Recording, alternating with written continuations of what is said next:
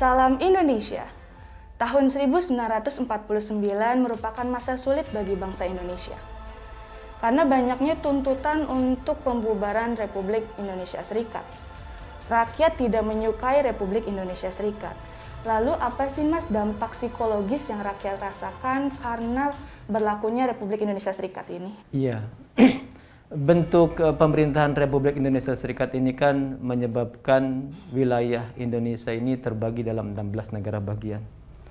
Rakyat yang biasanya dengan mudah berlalu lalang dari satu lokasi ke satu lokasi lain, berkomunikasi dari satu wilayah dengan wilayah lain, dengan terbentuknya negara-negara bagian ini menyebabkan komunikasi di antara mereka terhalang, dialog di antara mereka terhalang, istilahnya perjalanan-perjalanan antara satu wilayah dengan wilayah lain juga tidak seperti mudah seperti biasanya.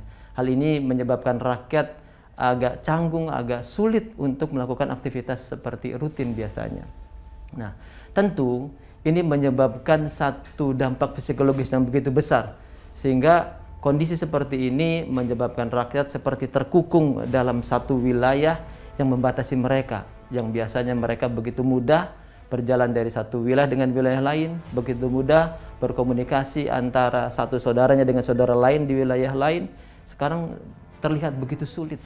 Nah, ini yang menyebabkan rakyat ingat kembali kepada satu wujud bentuk negara kesatuan yang menyebabkan mereka menjadi satu unit kesatuan yang utuh di antara masyarakat itu sendiri. Nah, bentuk serikat ini membuat mereka terpecah-pecah, terbagi-bagi, gitu. Sehingga komunikasi di antara mereka yang paling utama sebenarnya adalah komunikasi. Karena tanpa komunikasi mereka juga menjadi satu hambatan yang sulit. Ini yang menyebabkan begitu kuatnya faktor psikologis yang menuntut mereka untuk membubarkan bentuk negara Republik Indonesia Serikat. Setelah saya mencermati dan mendengarkan apa yang disampaikan oleh Saudara Abdul Rahman, sejarawan dari Universitas Indonesia tadi, ada dua hal komentar saya terkait dengan apa yang dia sampaikan. Pertama, RIS, Republik Indonesia Serikat, itu dimaknai sebagai sebuah undang-undang yang membagi wilayah Indonesia terbagi dalam kekuasaan negara-negara bagian.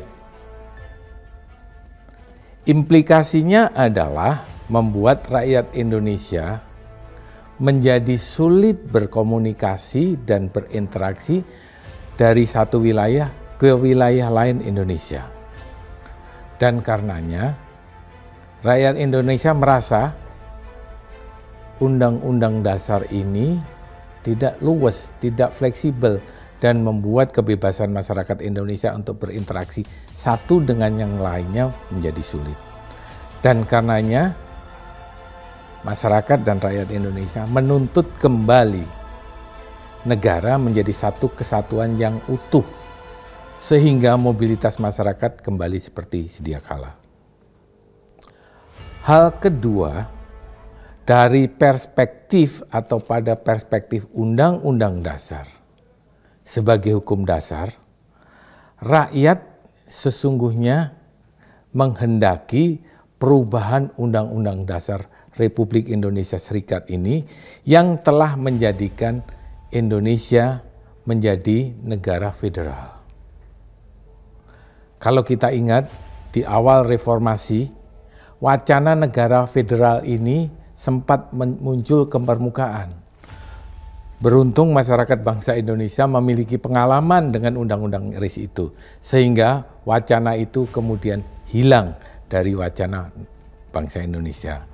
Sehingga Undang-Undang Dasar yang diamandemen sampai sekarang pun tetap meletakkan Negara Kesatuan Republik Indonesia sebagai sebuah bentuk negara yang juga ditulis secara jelas di dalam pasal 1 ayat 1 Undang-Undang Dasar 1945.